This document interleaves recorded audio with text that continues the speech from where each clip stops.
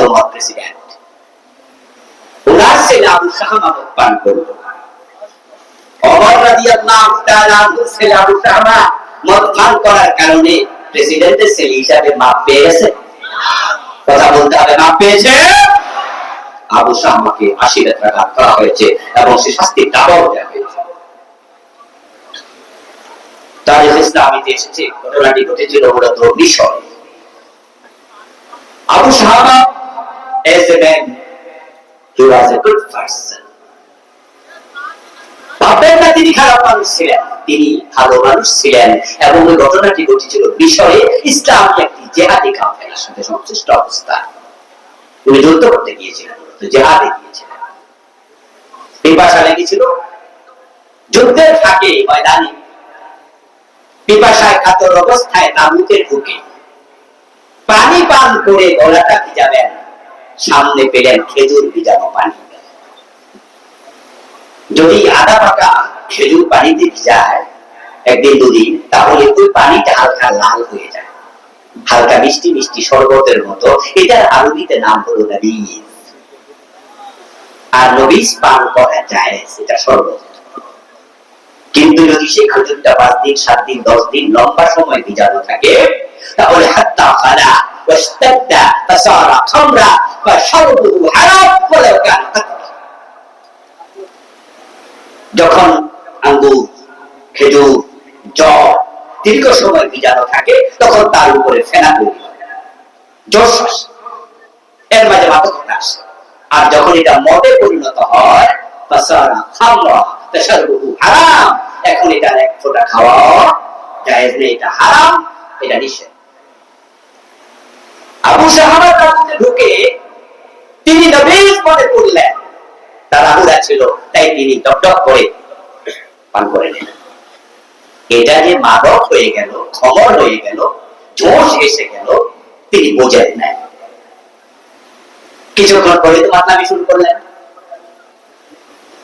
লোকজন দেখে ইন্না লিল্লাহি ইন্না ইলাইহি পড়া শুরু করলো। মুজাহিদরা হায় হায় হায়, ওমরের ছেলে যুদ্ধের মাঠে এসে মদ পান করে মাতলামি করছে, হলোটা কি? আবু শাহামা যখন হুঁশ ফিরে আসলো, আবু শাহামা শুনলেন। শুনে তিনি তখন বাস্তব কথাটা বললেন, ভাইয়েরা, আমি তো নবীজ পান করছি, মদ তো পান করি নাই, কিন্তু তোমরা বলতেছো আমি নাকি মাতলামি করছি, তাহলে তো বোঝা গেল এটা নবীজ ছিল না। এখন কি হবে? মদিনায় গিয়ে খবর যায়, বাবা ওমর যদি আমার এই প্রশ্ন করে আমি কি জবাব দেব? এই জন্য তিনি কাফেলার সাথে মদিনায় ফিরলেন না, তিনি চলে গেলেন। তখন মিশরের যিনি গভর্নর ছিলেন, রাসূলের সাহাবী আমর ইবনুল আস রাদিয়াল্লাহু তাআলা কাছে নিজের গায়ের জামাটা খুলে পিঠটা হযরত আমর ইবনুল আসের দিকে দিয়ে বললেন, চাচা, আপনার ভাতিজা আবু শাহামা নবীজ মনে করে খমর পান করেছে, মদ পান করেছে, মাতলামি করেছে, লোকজন দেখে ফেলেছে। প্রকাশ্য করা শাস্তিও প্রকাশ্য, গোপন করার কিছু নেই। এই পাপিষ্টের চেহারা বাবা ওমরকে দেখাতে চাই না, আপনি হক আমার পিঠে কায়েম করুন।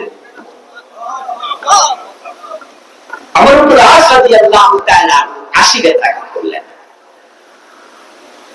পিঠ কালো হয়ে গেল। হযরত আবু শাহামা রাহিমাহুল্লাহ তিনি মদিনায় ফিরলেন। এর মাঝে আবু বকর ওমরের কানে খবর চলে গেল। হযরত ওমর ছেলে আবু শাহামাকে দেখে তিরস্কার করলেন, জিজ্ঞাসা করলেন, তুমি কি করেছো? কি নিউজ আমার কানে আসলো? আবু শাহামা গা থেকে জামা খুলে বাবার দিকে পিঠ দেখিয়ে বলে, বাবা, এই কালো চিহ্ন দেখে তুমি বোঝো না পাপিষ্টের চেহারা, পাপাচারীর চেহারা নিয়ে তোমার কাছে আসি নাই, আমি হক পিঠে নিয়েছি, আশা করছি আমার রব আমাকে ক্ষমা করে দিয়েছে। চাচা আমর ইবনুল আস আমাকে আশীর্বাদ দিয়েছে। হযরত ওমর খুশি হয়ে গেলেন। খুশি হয়ে তিনি বললেন, আলহামদুলিল্লাহ, তাহলে তোমাকে যে আশীর্বাদ দিয়েছে একজন সাক্ষী লাগবে, একেবারে আমি অন্তরে একটু প্রশান্তি ফিল করলাম। আবু শাহামা বললেন, বাবা, সাক্ষী পাবো কোথায়? কারণ যেখানে আমাকে শাস্তি দিয়েছে সেখানে তো আমি আর আমার চাচা আমর ইবনুল আস আপনার গভর্নর এছাড়া কেউ ছিল না। উনি ঘরের দরজা বন্ধ করে তারপরে আমাকে রক্ষা করেছে।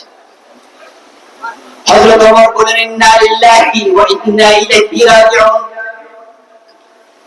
কি জঘন্য খবর তুমি আমাকে শোনালে! তোমাকে যখন পিঠে ব্যথাঘাত করে তখন আমর ইবনুল আস ঘরের দরজা বন্ধ করলো, এই অধিকার আমর ইবনুল আসকে কে দিল? এটা তো রাসূলের ইসলাম না। সাথে সাথে চিঠি লিখলেন আমর ইবনুল আসের কাছে, মদিনায় আসো তাড়াতাড়ি। আমর ইবনুল আস রাদিয়াল্লাহু তাআলা মদিনায় আসলেন।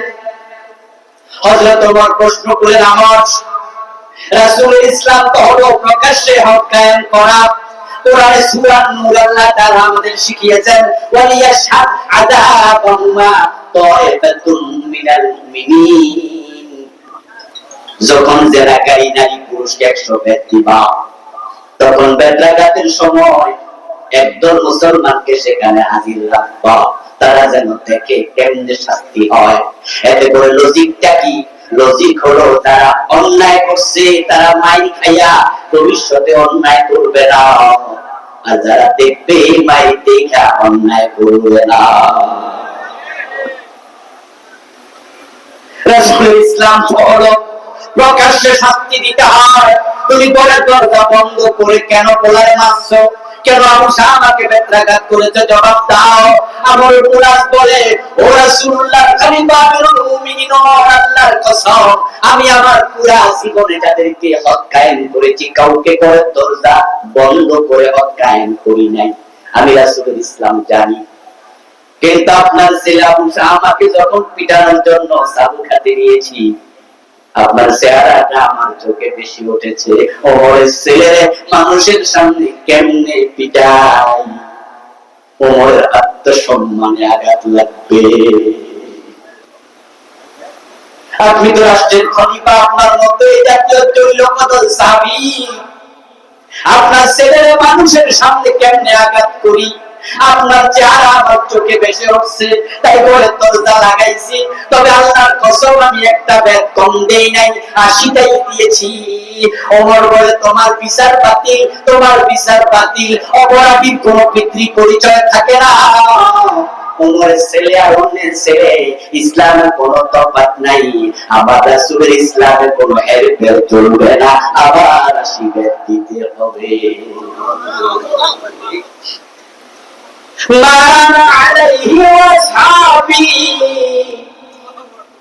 আরে জান্নাতে যাওয়ার স্বপ্ন তো আমরা সবাই দেখি, জান্নাত বুঝি এত সোজা, এত সস্তা? রাসূল বলে, আমি আমার ফাতেমা চুরি করলে হাত কাটবো। এবার আপনাদের কাছে আমি একটু জানবো, ফাতেমার মতো ভালো মানুষ, কিন্তু আমিও প্রশ্ন করি, ফাতেমা যদি চুরি করতেন, রাসূল কি হাত কাটতেন না? কাটতেন? কাটতেন নাকি রাসূল শুধু খাও খাও বলছে? সত্যি কাটতেন। কেন কাটতেন? হাত কাটার আইন কার আইন? 53 বছর বাংলাদেশে চুরি আছে না? হাত কাটছেন কয়দিন? রাসূলের ইসলাম কই? রাসূল যদি আমাদের আদর্শ হতো, 53 বছর এই ধর্মনিরপেক্ষ সংবিধান দিয়ে বাংলাদেশ সরার কথা ছিল না। আল্লাহর কোরআনে আইন কবে ঢোকায় হয়ে যাওয়ার কথা। রাসূলকে আমরা আদর্শ কয়জনে মেনেছি? আবু বকর সিদ্দিক বলেন, আমি ভোটের বর্ষের জন্য জিহাদ করব। আর বাংলাদেশে জাকাত ব্যবস্থা চালু আছে তো? রাষ্ট্রীয়ভাবে চালু আছে। আবু বকর সিদ্দিক রশির জন্য জিহাদ করবে, আর আমাদের 53 বছরে যাকাত নামক অর্থ ব্যবস্থা নাই, আর আমরা হুজুররাও নাকে তেল দিয়ে ঘুমাচ্ছি। এটা নাকি 92% মুসলমানের দেশ, এটা নাকি উলিয়ার দেশ, এটা নাকি টুপিওয়ালা দাড়িওয়ালার দেশ, এটা নাকি ভক্তিদের দেশ, এটা নাকি তাবলীগের দেশ, এটা নাকি পীরের দেশ। সব ঠিক আছে, কিন্তু ইসলামের দেশ হতে পারে না। এতে প্রমাণিত হয় আমরা 72 জনের মুখে গিয়েছে কিনা হিসাব করা দরকার।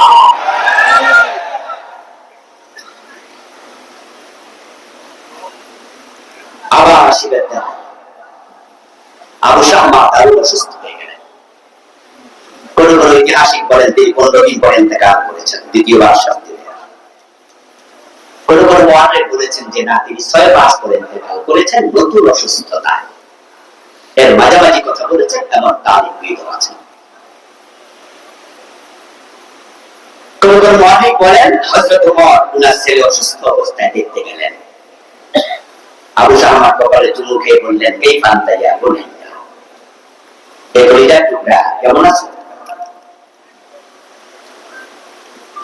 বাবার প্রশ্নের জবাবে আবু শামা জবাব দিলেন, ইয়া আবাতি তাকতুলুনি। ছেলে জবাব দিচ্ছে, বাবাও প্রশ্ন করছে, ইয়া বুনাইয়া, ইয়া ইবনি বলে নাই, আমার কলিজার টুকরা ছেলে কেমন আছে? সন্তান যে বাবা মার কাছে কত প্রিয় এটা বাবা মা না হলে বোঝা যায় না। আরে মশারি টানাইছে, বাবা মা বাচ্চা নিয়ে ঘুমায়, বাতি নিবানোর পরে যদি মশার আওয়াজ শুনে যায় তখন বাবা তার বউরে কয়, এই তাদের লাইট লাগাও, লাইট লাগিয়ে মশারা মারো। টেনশন কি নিজেরে কামড়াবে এটা না বাচ্চারে কামড়াবে? টেনশন করছে বাচ্চারে কামড়াবে, নিজে না খেয়ে থাকে বাচ্চাকে খাওয়া দেয়। হযরত ওমর বলে দিয়া বুনাইয়া কাইফা, কেমন আছো? আবু শামা জবাব দিলেন একই জবাব, একই শব্দ, ইয়া আবাতি তাকতুলুনি, এ আমার প্রিয় পিতা, আপনি এসে আমার ডাবল শাস্তি দিয়া আপনি তো মৃত্যুর মুখোমুখি করে দিলেন আমাকে। হযরত ওমর বলেন, ইন্না লাকাইতা রাব্বাক ফাখবিরহু ইন্না উমারা কামা লিল হাদ্দা। হযরত ওমর বলেন, আবু শামা বলে যার টুকরা ছেলে, যদি তুমি অসুস্থতায় মরে যাও, যখন আল্লাহর সাথে দেখা হয়ে যাবে তুমি আল্লাহর কাছে জানাইয়া দিও, আমার বাবা আবু বকর নবীর বিধানের ব্যাপারে তুমি আল্লাহ তোমার বিধানের ব্যাপারে আমি ছেলেকেও ছাড় দেয় নাই, আমার উপর তিনি যথাযথ হক কায়েম করেছে।